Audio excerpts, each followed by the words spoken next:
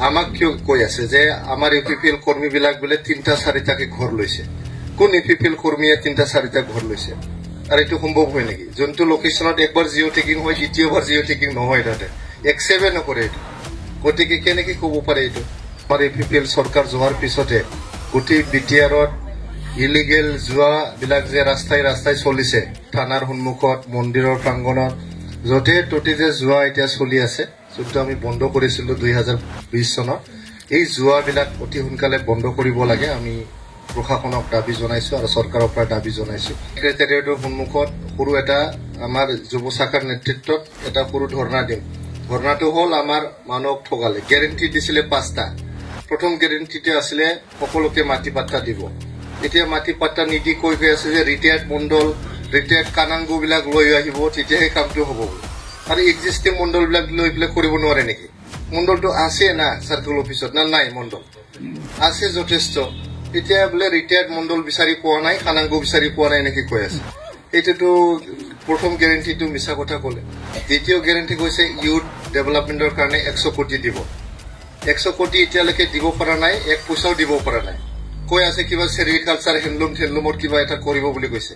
এইটো নালাগে আমাক SOPD বাজেটত 100 কোটি ধৰিব লাগে ইউথ ডেভেলপমেণ্টৰ কাৰণে, এইটো গেৰেণ্টি আছে। 3 নম্বৰত কৈছে মহিলা সবলীকৰণৰ কাৰণে 40 কোটি দিব বুলি। 40 পইচাও দিয়া নাই, 2টা AC হৈ গ'ল। এইটো আমি ধৰিব লাগিব, ক'ব লাগিব এতিয়া। 4 নম্বৰত কৈছে EBC, EWS, economically backward section, তাৰমানে OBC, MOBC এইবিলাকৰ কাৰণে 50 কোটি ধৰিব বোলে। 50 কোটি বছৰীয়াকে দিব। 50 পইচাও দিয়া নাই এতিয়ালৈকে। বিকলাংগ আৰু চিনিয়ৰ চিটিজেনৰ কাৰণে 10 কোটি দিব বুলি কৈছে। এই টোটেল 5টা গেৰেণ্টি আছে। 5টা গেৰেণ্টিত এটাও গেৰেণ্টি এতিয়ালৈকে ফুলফিল কৰা নাই। চৰকাৰ এতিয়া 2 মাহ হ'ব। মাননীয় আমাৰ চিৰাং জিলা ইউপিপিএলৰ সভাপতি তথা স্থানীয় বিধায়ক ছাৰ নিৰ্মল কুমাৰ ব্ৰহ্ম ছাৰ আৰু আমাৰ চিৰাং জিলা ইউপিপিএলৰ নেতৃবৃন্দ, আমাৰ ইউপিপিএলৰ কেন্দ্ৰীয় কমিটিৰ বিভিন্ন চেলৰ আৰু কেন্দ্ৰীয় কমিটিৰ আমাৰ নেতৃবৃন্দ আৰু আমাৰ বিটিআৰ মটৰচাইকেল টুৰ, এই টুৰৰ সদস্যসকল বাইক লৈ পেলাই যিখিনি আহিছে, আপোনালোকক আজি এই ৰাজাচিৰাং মন্দিৰত উপস্থিত হোৱাৰ কাৰণে প্ৰথমে ধন্যবাদ দিছো আৰু ভগৱানৰ ওচৰত প্ৰাৰ্থনা কৰিছো আপোনালোকৰ জীৱনটো মংগলময় হওক, সুখময় হওক।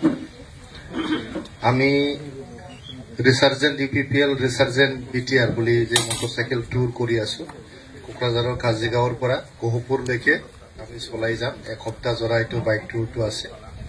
উদ্দেশ্যটো হ'ল প্ৰথমে ইউপিপিএলটো তৃণমূল পৰ্যায়ৰ পৰা সাংগঠনিক ভিত্তিত মজবুত কৰা। দ্বিতীয়তে গোটেই অসমত আৰু গোটেই বিশ্বত যি জাষ্টিছ ফৰ জুবিন এইটো চলি আছে আন্দোলন, এই আন্দোলনক সমৰ্থন জনোৱা। 3 নম্বৰত আমাৰ আৰ্টিকেল 280 তাৰ 125th এমেণ্ডমেণ্ট যে হ'ব লাগে, 125তম সংশোধন হ'ব লাগে, এইটো পাৰ্লিয়ামেণ্টত পেণ্ডিং হৈ আছে। এইটো 125th এমেণ্ডমেণ্টটো সোনকালে হ'ব লাগে বুলি আমি দাবী জনাইছো। 4 নম্বৰত আমাৰ বিটিআৰ চুক্তিৰ মৰ্মে বিটিআৰৰ সমষ্টিবোৰ 40টাৰ পৰা 60টালৈকে বঢ়াব লাগে। এইটো অসম চৰকাৰৰ তাতে পেণ্ডিং হৈ আছে। গতিকে 40টাৰ পৰা 60টা সমষ্টি বনোৱাৰ যে ডিলিমিটেশ্যন প্ৰচেছ, এইটো সোনকালে কৰিব লাগে বুলি আমি দাবী জনাইছো।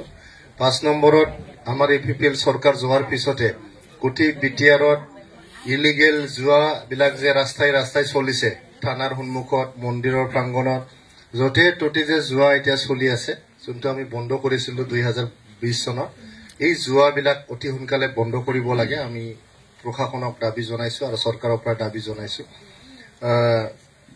6 নম্বৰত আমি যে ইউপিপিএল চৰকাৰ 2020ৰ পৰা 2025 চনলৈকে বহুত ভাল কাম কৰিলো। আমি শান্তি স্থাপন কৰিলো, মাটি পাট্টা প্ৰদান কৰিলো, লেণ্ড ৰেকৰ্ডবিলাক ডিজিটাইজেশ্যন কৰিলো, ছুপাৰ 50 মিছন কৰিলো, ডুৰান কাপ পাতিলো। তেনেকুৱা বহুত যে ইউপিপিএলৰ ভাল কামবিলাক কৰিলো আমি। এই কামবিলাক আমি এতিয়া সমাজৰ মাজত হাইলাইট কৰিব লাগে, লৈ যাব লাগে। 3.5 লাখতকৈ অধিক PMAY ঘৰ বনাই দিলো 5 বছৰৰ ভিতৰত। সিহঁতে 17 বছৰত 45,000 ঘৰ বনাব পৰা নাই। আৰু আমি অলৰেডি 3.5 লাখতকৈ অধিক ঘৰ আমি সাৰ্ভে কৰি জিঅ' টেগ কৰি থৈ আহিছিলো। এতিয়া আকৌ নতুনকৈ জিঅ' টেগ কৰিব লাগে বুলি তেখেতসকলে কি কৰিছে গাঁৱে গাঁৱে গৈ খালি BPF-ৰ কৰ্মীবিলাকৰ জিঅ' টেকিং কৰিছে UPPL BJP কংগ্ৰেছ কাৰো ঘৰবিলাক যিবিলাক আহিছে আমাৰ সাৰ্ভেত এইটো মানে জিঅ' টেকিং কৰা নাই আৰু তেখেতসকলৰ BPF-ৰ মুৰব্বী আমি এতিয়া গালি দিব বিচৰা নাই চৰকাৰ চলাক আমি সমৰ্থন জনাইছো 1-1.5 মাহ মাত্ৰ হৈছে ক'ব বিচৰা নাই কিন্তু কথাটো হ'ল আমাক কিয় কৈ আছে যে আমাৰ UPPL কৰ্মীবিলাক বোলে 3-4টাকে ঘৰ লৈছে কোন UPPL কৰ্মীয়ে 3-4টা ঘৰ লৈছে আৰু এইটো সম্ভৱ হয় নেকি যোনটো লোকেশনত একবাৰ জিঅ' টেকিং হয় দ্বিতীয়বাৰ জিঅ' টেকিং নহয় তাতে একসেভে নকৰে এইটো গতিকে কেনেকৈ ক'ব পাৰে এইটো মানে ক'ব নালাগে আৰু আমি এতিয়া নৱেম্বৰ মাহত বাইক ৰেলী হোৱাৰ পিছতে আকৌ আমি BTC সেক্ৰেটাৰিয়েটৰ সন্মুখত সৰু এটা আমাৰ যুৱ শাখাৰ নেতৃত্বত এটা সৰু ধৰ্ণা দিম ধৰ্ণাটো হ'ল আমাৰ মানুহক ঠগালে গ্যাৰেণ্টি দিছিলে 5টা প্ৰথম গ্যাৰেণ্টিতে আছিলে